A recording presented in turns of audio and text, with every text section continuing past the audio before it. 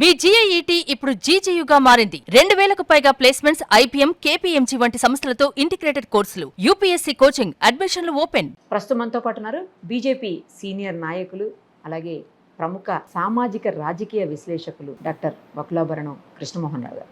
ఒకసారి ఆయనతో మాట్లాడదాం.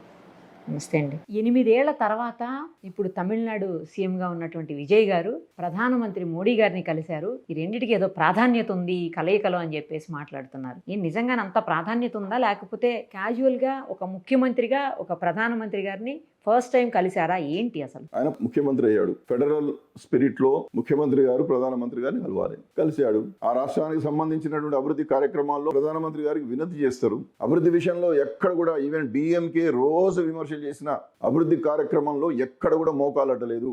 అభివృద్ధి విషయంలో మీరు గణాంకాలు తీసుకొని మాట్లాడదామంటే నేను రెడీ ఉన్నా.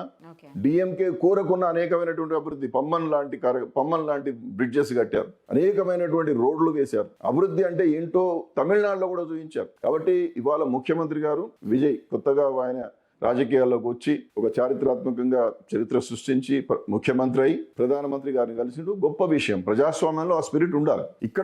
ఇక్కడ ఈ తెలంగాణలో కూడా ముఖ్యమంత్రి ఎప్పుడైనా ప్రధానమంత్రి గారిని గౌరవిస్తాడు.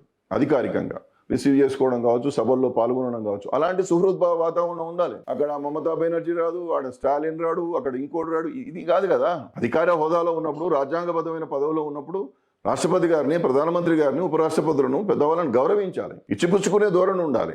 ఎన్నికల వరకు ఎన్నికలైన తర్వాత ప్రజల శ్రేయస్సు కోసం పనిచేయాలి. ప్రజలు పెట్టుకున్నటువంటి ఆశయాలను నెరవేర్చే దిశగా ప్రయత్నం చేయాలి.